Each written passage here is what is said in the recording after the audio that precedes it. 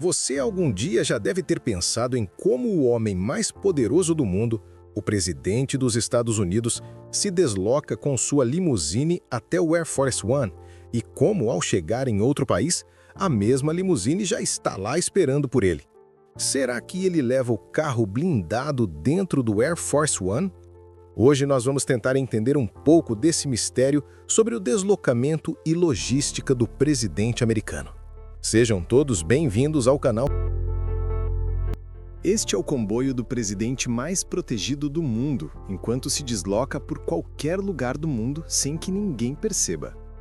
Neste exato momento, enquanto o presidente Trump dorme na Casa Branca, sua limusine blindada acaba de chegar a um galpão a 6.900 metros de distância no Catar, esperando por sua chegada daqui a 3 dias. Não é réplica, não é reserva. É a besta atual, de 9.071 quilos, que vai protegê-lo na sexta-feira e que está lá desde amanhã de terça. E se até um único agente de inteligência estrangeiro descobrir como esse truque de mágica funciona, décadas de avanços em segurança americana vão direto pro lixo. Levar a frota presidencial para outro país não é nada parecido com enviar seu carro para outro continente.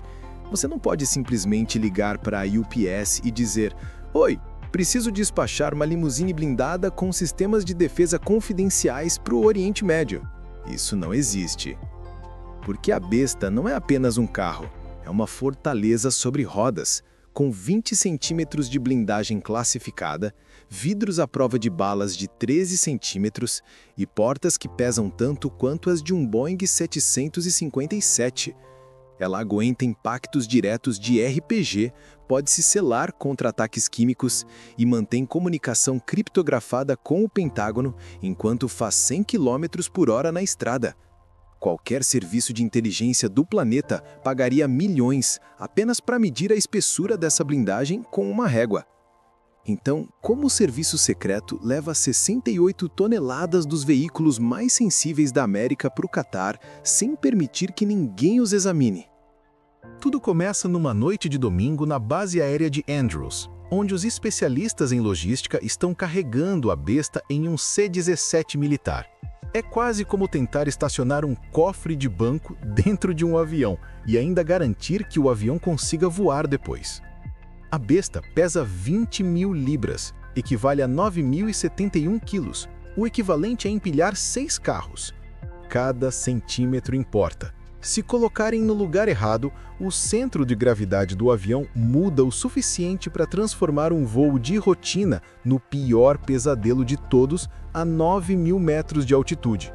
3 especialistas em logística passam 40 minutos posicionando só esse veículo usando lasers para deixá-lo perfeito até na fração de milímetro. Depois, o prendem com correntes capazes de segurá-lo até se o avião fizesse um loop. Algo que ninguém quer testar, mas todos têm que estar preparados. Naquela tarde, o C-17 decola usando um indicativo de chamada que vai mudar 3 vezes antes de pousar. É como usar nomes falsos num hotel, só que o hotel é o céu inteiro e os nomes falsos enganam radares militares. Os pilotos têm liberações de segurança geralmente reservadas a quem transporta armas nucleares. O Pentágono concluiu que, se você pode ser confiável para carregar bombas atômicas, provavelmente pode carregar o carro do presidente. O plano de voo descreve o carregamento como materiais diplomáticos, o que é tecnicamente verdade, do mesmo jeito que um tubarão pode ser descrito como frutos do mar. Durante 14 horas, essa espécie de fortaleza voadora cheio de blindagem percorre rotas aéreas militares completamente separadas das rotas comerciais. São invisíveis ao radar civil, não aparecem em bases públicas de dados, voam pelo céu como o Papai Noel. Se o Papai Noel carregasse segredos em vez de brinquedos. Dentro do compartimento não está só a besta, há a comitiva inteira. Ambulâncias com bolsas de sangue compatível com o do presidente, veículos de comunicação capazes de bloquear qualquer dispositivo eletrônico num raio de 500 metros, e veículos de apoio com equipamento suficiente para transformar um estacionamento de supermercado em um centro de trauma. Os pilotos monitoram o clima no destino, buscando o momento perfeito para pousar sem serem vistos. Preferem ficar circulando 1 hora, queimando milhares de dólares em combustível a descer quando um satélite russo pode estar passando. Mas antes mesmo de pensar nisso, precisam coordenar 2 reabastecidas aéreas, a primeira perto dos Açores e a segunda no Mediterrâneo Oriental. Isso porque os aviões não podem pousar em território estrangeiro, nem mesmo em bases americanas lá fora, sem correr o risco de alguém instalar dispositivos de escuta. Após a segunda recarga, ao entrar no espaço aéreo do Oriente Médio, o último indicativo de chamada é trocado. E se alguém estivesse monitorando, veria 68 toneladas de blindagem presidencial literalmente sumirem, ou, neste caso, aparecerem dentro de um armazém que está prestes a se tornar a parte mais americana do Catar que você nunca ouviu falar. O C-17 pousa na base aérea de Al-Udeid às 3h17 da manhã, quando só há agentes do serviço secreto esperando, parados no mesmo pedaço de asfalto desde o dia anterior. Nenhuma equipe de solo aparece correndo com bastões laranja. Nada de funcionários comuns.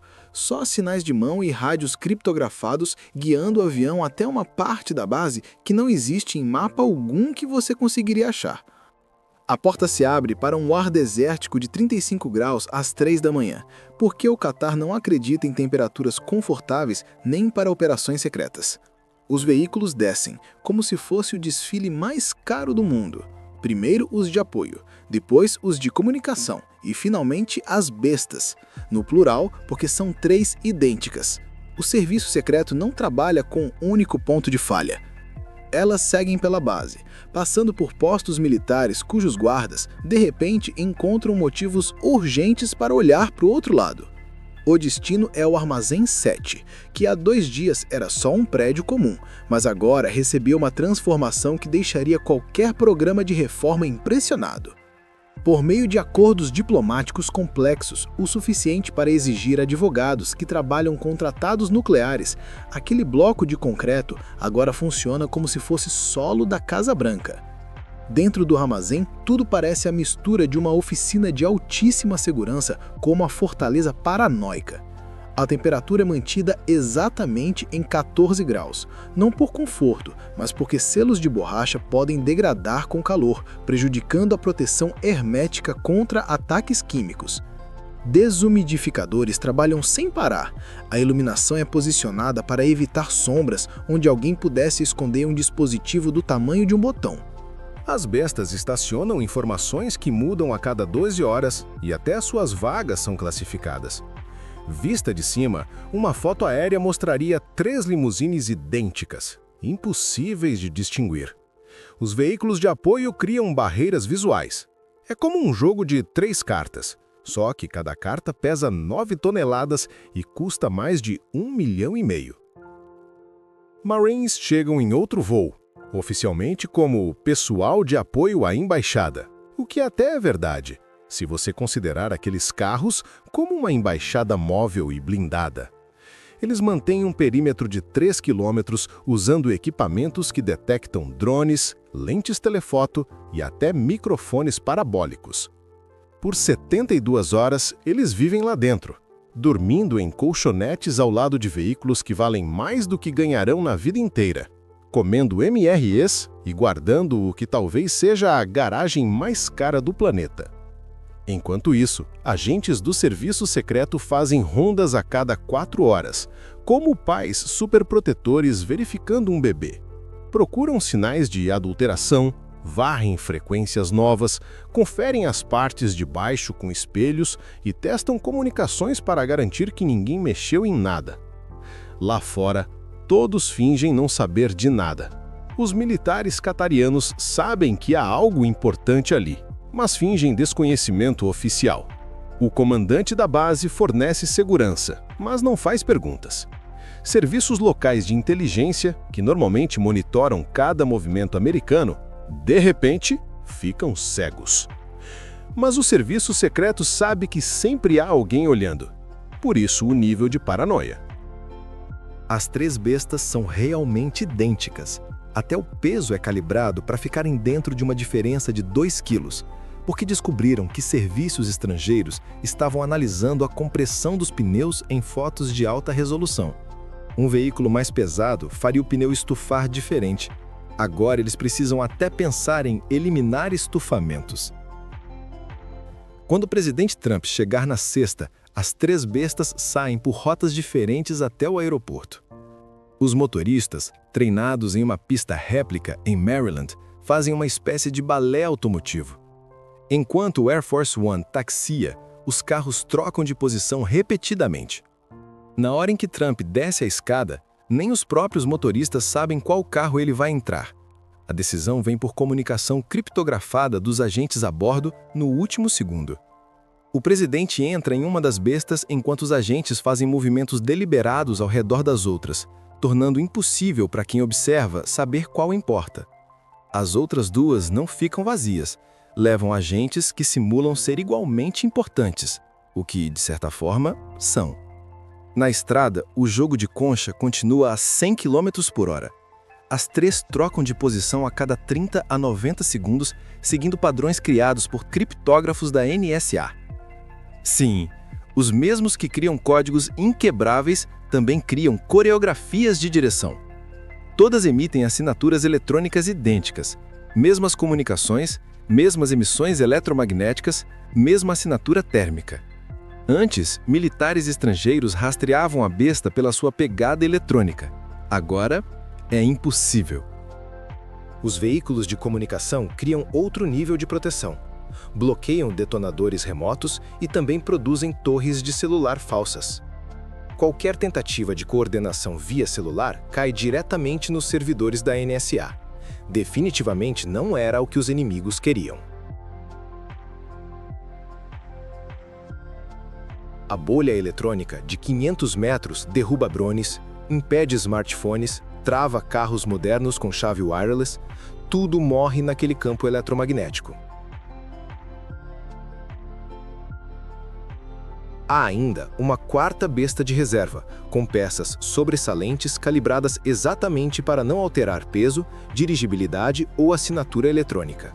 Até portas extras são levadas, porque descobriram que portas danificadas podem travar, e ninguém quer o presidente preso dentro do carro. E isso se estende às rotas. 3 caminhos para cada destino, bloqueados simultaneamente, com helicópteros monitorando todos. A escolha final é feita em tempo real. Quando a visita acaba, começa a parte mais paranoica. Assim que o Air Force One decola, inicia-se a extração. Eles têm 18 horas para verificar cada veículo antes que serviços estrangeiros percebam que a frota está vulnerável. Técnicos vasculham tudo com sensores capazes de detectar até um monitor de bebê a quilômetros. Checam firmware, resíduos explosivos, trocam os GPS. Pulverizam produtos que eliminam DNA e impressões digitais porque havia serviços estrangeiros tentando montar bancos biológicos de agentes do serviço secreto. Para ir embora, fazem tudo diferente. Outros pilotos, outras rotas, outro horário. Se chegaram à noite, sairão de dia. A ideia é nunca repetir padrões.